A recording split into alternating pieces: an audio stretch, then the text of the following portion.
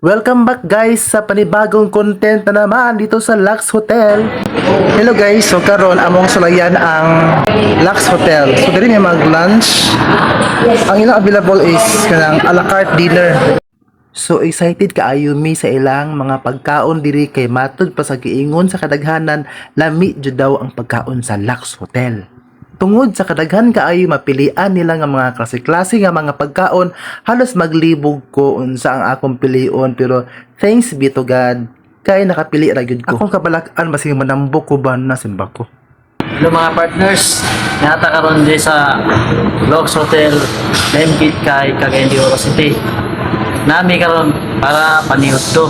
Yes.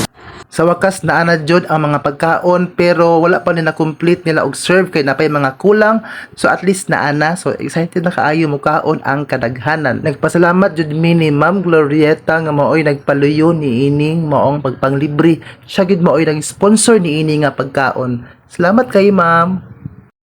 Hello guys, so ready na ang food para mga ulam mo. So mong siya pansit, with lumpia, dayon, bulalo. Tapos siya yung isda. Pero ito naman sila sa klase nga isda. Suntay na ay French fries. So karon isang kita kayo ni among pagsalo-saluhan ang pili nga mga pagkaon. This is sponsored by Ma'am Lolo. Thank you guys for watching our food vlog. So next time magkita-kita na pud ta og another na pud nga food trip. Salamat kaayo.